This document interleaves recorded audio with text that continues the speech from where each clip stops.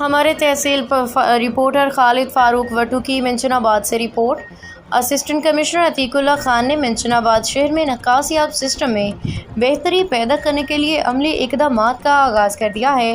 گزشتہ چند روز قبل ہونے والی مونسون بارشوں کی وجہ سے شہر میں اب تک نکاسیاب سسٹم کی صفائی نہ ہونے کی وجہ سے عوام کو شدید دشواری مشکلات کا سامنا کرنا پڑا۔ حال ہی میں نئے تعینات ہونے والے اسسٹنٹ کمشنر منشن آباد عتیق اللہ خان نے بارشوں کے دوران تحصیل منشن آباد کے تمام شہروں کا وزٹ کیا۔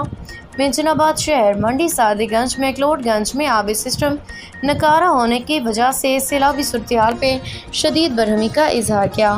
متعلقہ اداروں کو حکم صادر فرمایا کہ نکاسیاب سسٹم میں فوری طور پہ بہتری پیدا کی جائے، جس پہ عمل درآمد کر کے منشن آباد شہر کو بارشوں کے پانی سے محفوظ رکھنے کے لیے سم نالوں میں نالوں کی صفائی کا کام ہیوی مشینری کے ساتھ زور و شور سے شروع کر دیا گیا ہے۔ قائم ناجائز تجاوزات کو ہٹانے کے لیے وارننگ جاری کر دی گئی ہے۔